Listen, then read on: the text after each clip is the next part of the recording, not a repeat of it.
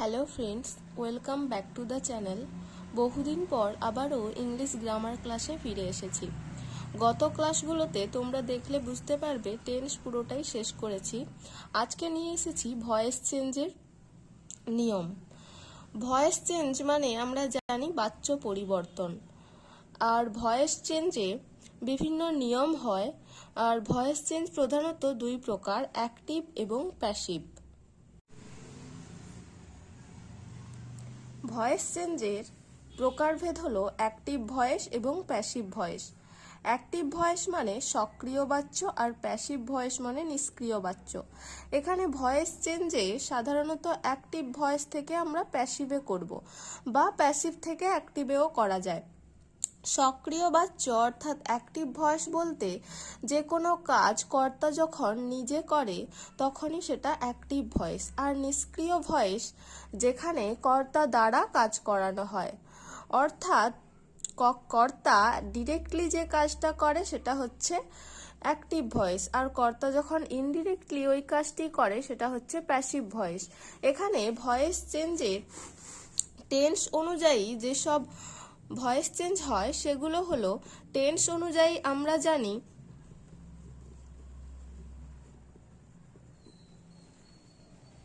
সেন্টেন্সের বিভিন্ন প্রকার থাকে। তো টেন্স অনুযায়ী যে প্রকারভেদ হয়, প্রথমে প্রেজেন্ট হয়, তারপরে পাস্ট, তারপরে ফিউচার, যেটা আমরা টেন্সে পড়ে এসেছি। প্রথমে আমি করাই পাস্টের প্রকারভেদ অনুযায়ী ভয়েস চেঞ্জ করাবো। প্রেজেন্টে আমরা জানি 4টে ভাগ হয়, কিন্তু ভয়েস চেঞ্জে হবে 3টে ভাগে। কি কি? প্রেজেন্ট ইনডেফিনাইট বা সিম্পল প্রেজেন্ট,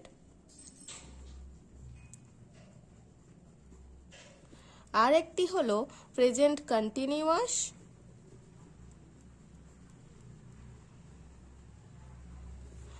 আর একটি প্রেজেন্ট পারফেক্ট। তো আমি যদি প্রথমে করি প্রেজেন্ট ইনডেফিনাইট,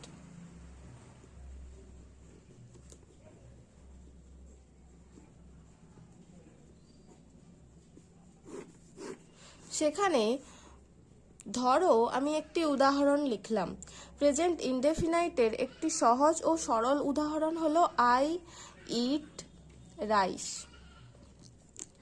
এখানে আই হলো সাবজেক্ট, ইট হলো মূল ভার্ব, আর মূল ভার্বের 1 নম্বর ফর্ম এটি, অর্থাৎ প্রেজেন্ট ফর্ম, আর রাইস হলো অবজেক্ট। প্রথমে আমরা শিখে নেব ভয়েস চেঞ্জ বলতে কি বোঝায়।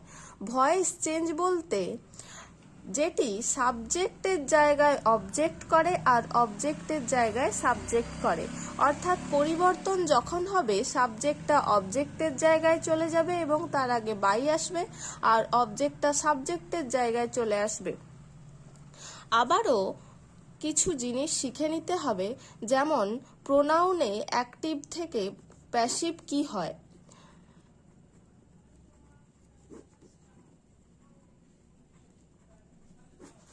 অ্যাক্টিভে যদি থাকে আই, প্যাসিভে হয়ে যাবে মি। অ্যাক্টিভে যদি থাকে উই, প্যাসিভে হয়ে যাবে আস। অ্যাক্টিভে যদি থাকে হি, আর প্যাসিভে হয়ে যাবে হিম। অ্যাক্টিভে যদি থাকে সি, প্যাসিভে হয়ে যাবে হার। অ্যাক্টিভে যদি থাকে ইউ, প্যাসিভে কোনো চেঞ্জ নয়, ইউই থাকবে। অ্যাক্টিভে যদি থাকে দে, প্যাসিভে হয়ে যাবে দেম। অ্যাক্টিভে যদি থাকে ইট, এটারও কোনো চেঞ্জ হবে না, এখানেও ইট হবে। তো আমি আবারও ফিরে আসি প্রেজেন্ট ইনডেফিনাইটের অ্যাক্টিভ বাক্যে। অ্যাক্টিভ ভয়েস কি? আই ইট রাইস, এটাকে আমি চেঞ্জ করব। এটা একটি প্রেজেন্ট ইনডেফিনাইট সেন্টেন্স, আর হ্যাঁ অবশ্যই এটি অ্যাসার্টিভ সেন্টেন্স। এই সমস্ত কিছু কিন্তু অ্যাসার্টিভ সেন্টেন্সের মধ্যে পড়ছে। আমি প্রথমেই বলেছি ভয়েস চেঞ্জ মানে সাবজেক্ট এবং অবজেক্টের অল্টার হবে, অর্থাৎ প্রথমে চলে আসবে অবজেক্ট, অর্থাৎ রাইস। তারপরে কি আসবে, তারপরে একটি বি ভার্ব আনতে হবে।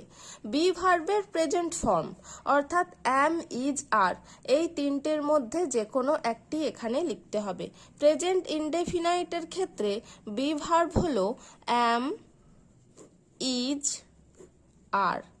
আমি টেন্স করানোর সময় অ্যাম, ইজ, আর কখন কখন বসে এবং কিসের পরে বসে এই নিয়মটা বলে দিয়েছিলাম। তাও একবার বলি, সবসময় আই এর পর অ্যাম বসে।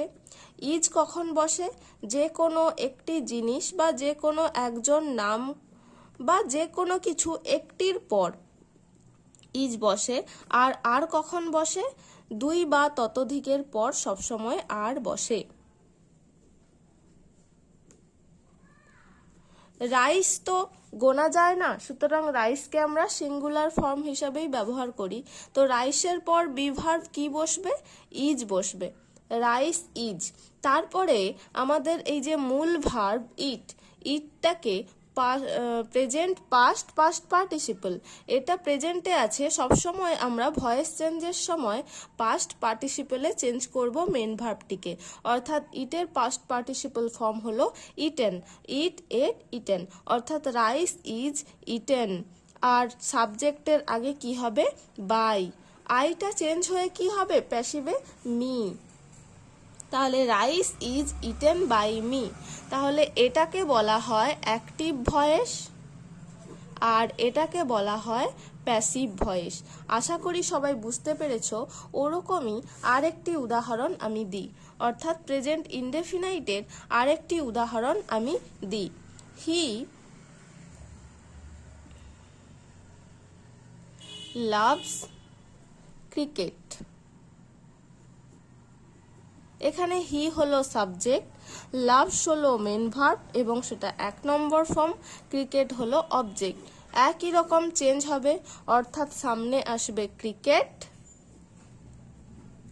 ইজ। লাভের 3 নম্বর ফর্ম হলো লাভড, বাই, হি থেকে হয় হিম। আশা করি সবাই বুঝতে পেরেছো। না পারলে অবশ্যই কমেন্ট করো। আশা করি এক্সপ্লেনেশনটা তোমরা সবাই বুঝতে পেরেছো। আর না যদি বুঝতে পেরে থাকো তাহলে অবশ্যই কমেন্ট করো, আমি আবারও সবাইকে বুঝিয়ে দেব। Thank you.